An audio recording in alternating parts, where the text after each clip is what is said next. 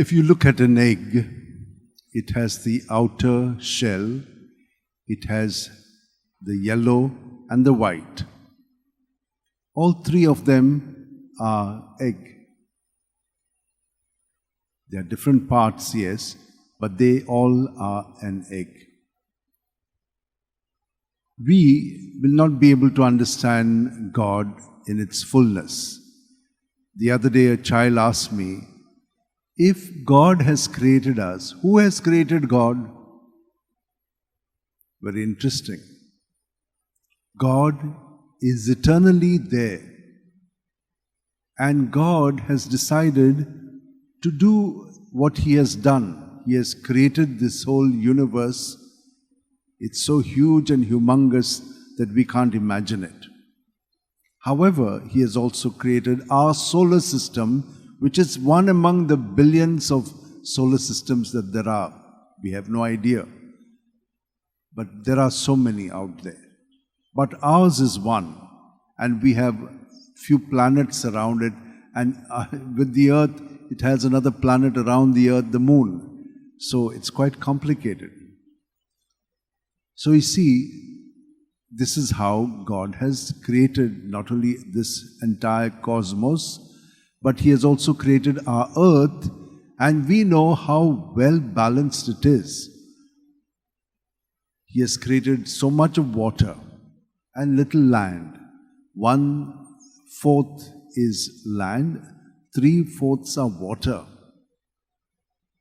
And how He has made it so well that externally and internally it has a heating system.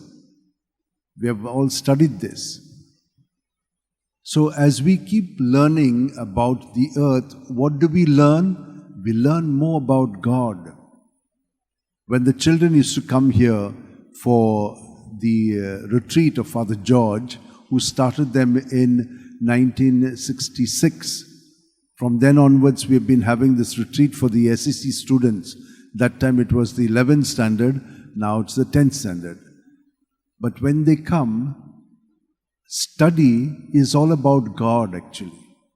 We all study things, but we realize how complicated everything is, but how intricately God has created everything. And so He has created us in His own likeness and image. Why? So that we can know Him, that He is a loving God, and that in this love of His, we can love as He has loved us, so that we can be God's presence to one another in serving each other as God's presence itself, so that we can understand how God, Father, Son and Spirit is, in the same way for us also to be able to live in the Trinity. But God has given us one gift, and that is freedom. So that we are not automatons, that we follow everything automatically. We can cooperate with God. Like, you have a camera. Nowadays, you have cameras which you can just make a picture, that's all.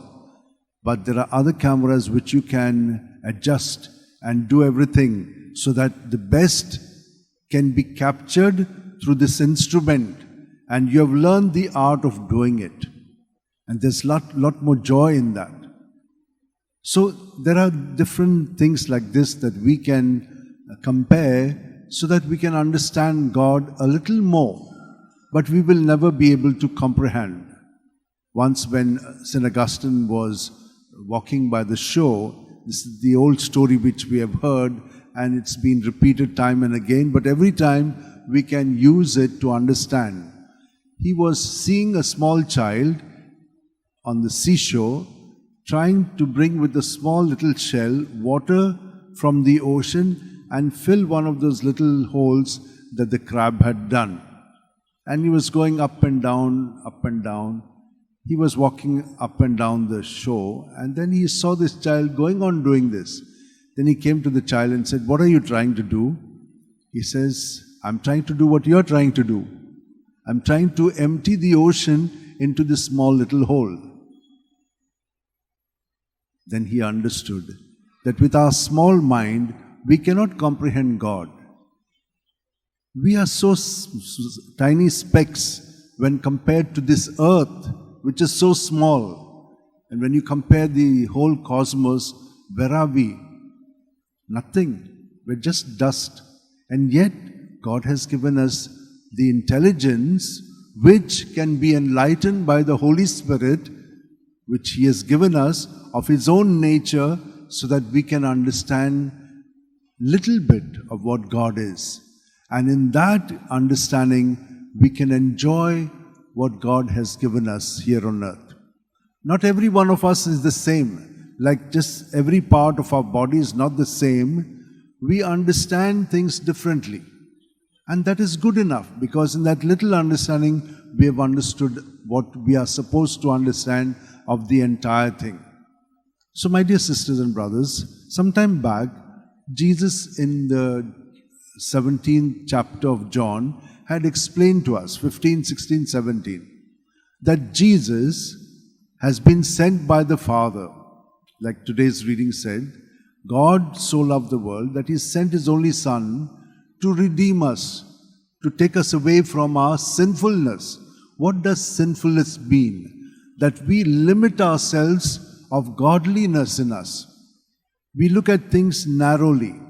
And how does that happen to us? Through our little limited experiences.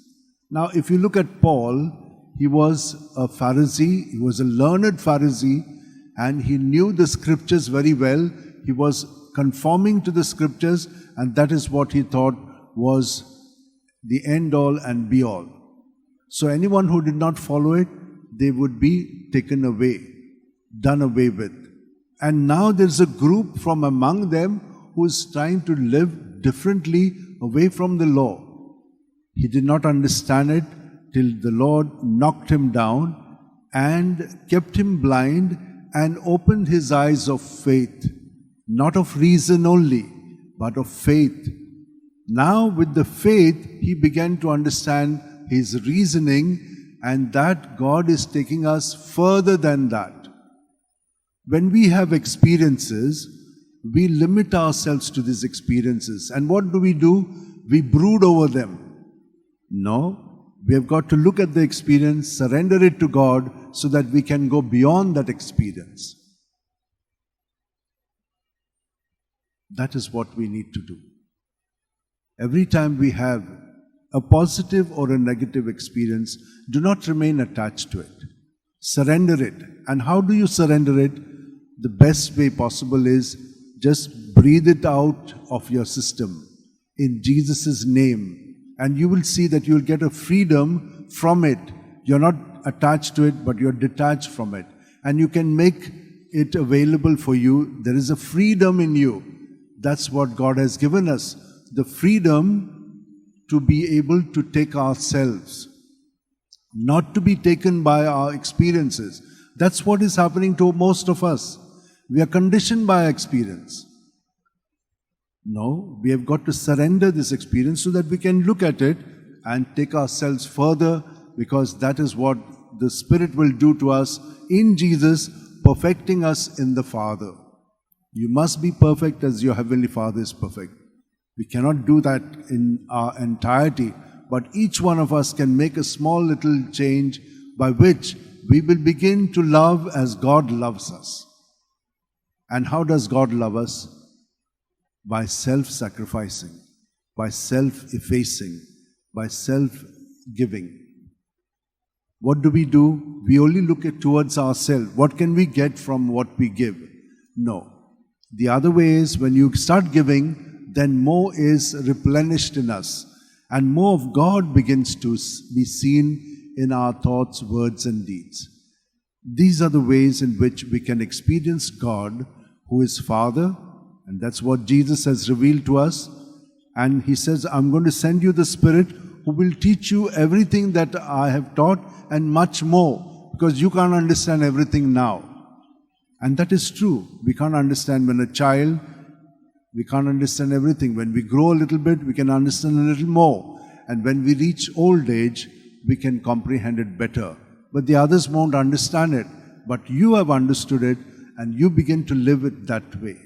So let us pray today in this Eucharist, thanking God, who has revealed to us Himself in His Son Jesus, and now we have the Spirit to guide us to live our life in communion with Jesus. And that's what happens every time we congregate together. We are gathered in Jesus. And so all of us form the communion in Jesus, where the Spirit is given to us for our understanding. And we can now thank God, who is Father, Son, and Spirit. We begin to understand this slowly but steadily. And in order that we may understand, I had quoted to you in the beginning C.S. Lewis. He was one of those intelligent British philosophers and theologian. And he says, I believe in Jesus just as I believe in the sun.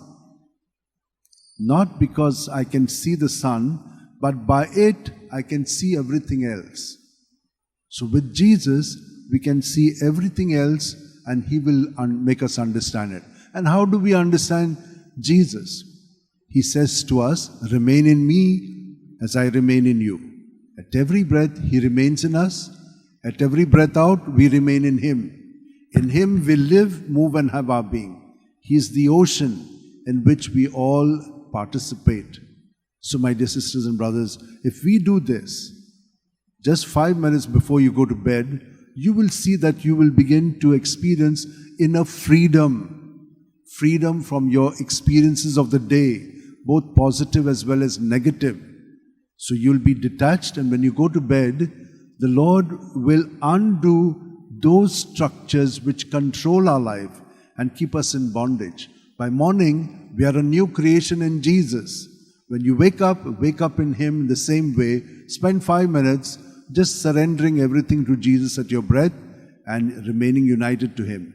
You will get confirmed in His ways through the night, and you will be able to live the next 24 hours with Him, through Him, and in Him. What we have been saying, but we will be practically living it out. So let us pray for this grace. Let us all hold our hands like this in our lap, keep our back straight, close our eyes, and just for a while, experience communion with God through our breath. Jesus is the breath of life. He says, I'm life. But He also says, I'm truth and I am way. The way to live is Jesus, guided by His truth, which will set us free, not be conditioned by our experiences, for they can limit us. But when we surrender them in Jesus at every breath, you will be able to go beyond that experience. You'll be open to the new revelation that the Holy Spirit will give us.